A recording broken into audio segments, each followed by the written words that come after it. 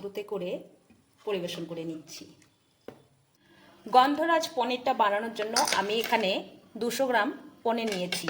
পনিরটাকে লম্বা লম্বা করে কেটে নেব। তোমরা চাইলে পনিরটাকে কম বেশি করে নিতে পারো। পনিরটাকে কেটে নিয়েছি। এবার পনিরটাকে হাত দিয়ে এইভাবে একটু খুলে নিচ্ছি। আর এই পনিরগুলো হচ্ছে বাড়িতে বানানো। এই পনিরগুলো কিন্তু খুবই সফট আর নরম। এগুলো আস্তে আস্তে করে এখানে রাখবো। টোটাল সব মিলে এখানে 400 গ্রাম পনির আছে। এইবার একটা মশলা রেডি করে নেব। নিয়ে নিচ্ছি 4টে কাঁচা লঙ্কা, আর নিয়ে নিচ্ছি 1 ইঞ্চি আদা, আর নিয়ে নিচ্ছি 5টা থেকে 6টা আমন্ড বাদাম, খোসা ছাড়িয়ে নিয়েছি। তোমরা যদি আমন্ড বাদামটা না দিতে চাও বা ঘরে না থাকে হাতের সামনে, তাহলে কিন্তু কাজু বাদামটাও ব্যবহার করতে পারো। এবার একটু জল দিয়ে খুব ভালো করে পেস্ট করে নেব। একটা গন্ধরাজ লেবুর খোসা হালকা করে গ্রেট করে পনিরের উপরে দিয়ে দেব। একটু গন্ধরাজ লেবুর রস দিয়ে দেব। দিয়ে দেব গোলমরিচ গুঁড়ো, পরিমাণ বুঝে দিয়ে দেব নুন, আদা কাঁচা লঙ্কা আমন্ড বাদামের পেস্টটা দিয়ে দিচ্ছি এর মধ্যে, ফেটিয়ে রাখা 50 টক দই দিয়ে দিচ্ছি,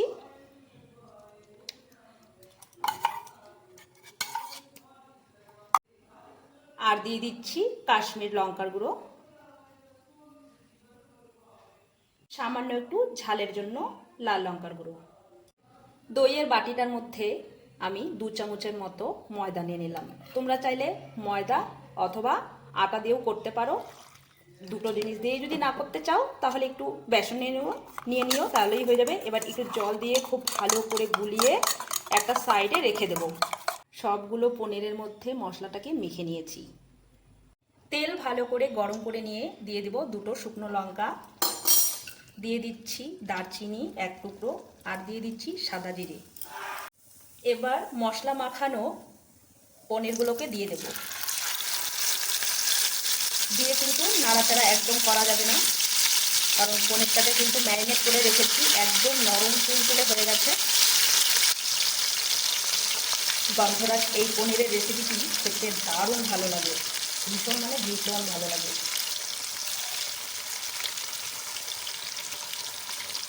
তার মধ্যে বাড়িরও বানানো পনির আছে, তো একটু আস্তে ধীরেই দিচ্ছি আমি। এবার খুন্তির সাহায্যে আলতো হাতে একটু উল্টে পাল্টে দেওয়ার চেষ্টা করব বলতে দিতেই হবে। এইভাবে করে আলতো হাতে করতে হবে কাজটা। বেশ ভালো করে উল্টে পাল্টে নিয়েছি। এবার গ্রেভিটা যে বেঁচে গেছে, পনির মাখানো গ্রেভিটা দিয়ে দিচ্ছি এর মধ্যে। গ্রেভির বাসনটা ধুয়ে একটু জলও দিয়ে দিচ্ছি। জল দিয়ে ময়দা গুলিয়ে রেখেছিলাম দিয়ে দিচ্ছি।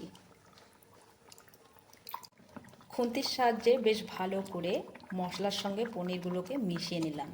এবার এইভাবে প্যানটাকে হাতের সাহায্যে ঘুরিয়ে ঘুরিয়ে মশলাটাকে আরও বেশি ভালো করে মিশিয়ে নিতে হবে। উপর দিয়ে দিয়ে দেব গোলমরিচ গুঁড়ো, আর দিয়ে দিচ্ছি ঘিটা আমি ফ্রিজে রেখেছিলাম তাই এরকম হয়ে গেছে। ঘিটা দিয়ে দিচ্ছি, ঘিটা একাই গলে যাবে। আর দিয়ে দিচ্ছি ধনেপাতা কুচি। এবার গ্যাসের ফ্লেমটাকে বন্ধ করে একটু এরকম করে নাড়াচাড়া করে নিয়ে একটা ঢাকনা দিয়ে ঢেকে একটু ঠান্ডা হয়ে এলেই পরিবেশন করে নেব।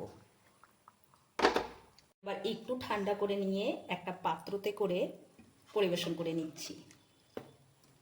গন্ধটা দুর্দান্ত বেরিয়েছে।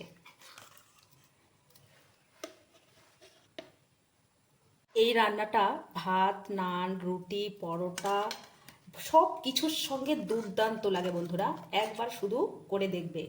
ভীষণ মানে ভীষণ ভালো লাগে খেতে।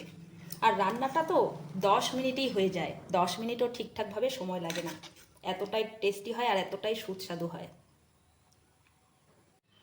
গন্ধরাজ পনিরের রেসিপি তোমাদের কেমন লাগলো কমেন্ট বক্সে জানাতে একেবারেই ভুলবে না। চলো আজকের মতো ভিডিওটা এখানেই শেষ করছি, আবার দেখা হচ্ছে নতুন রেসিপির সঙ্গে। তোমরা ভালো থেকো, সুস্থ থেকো।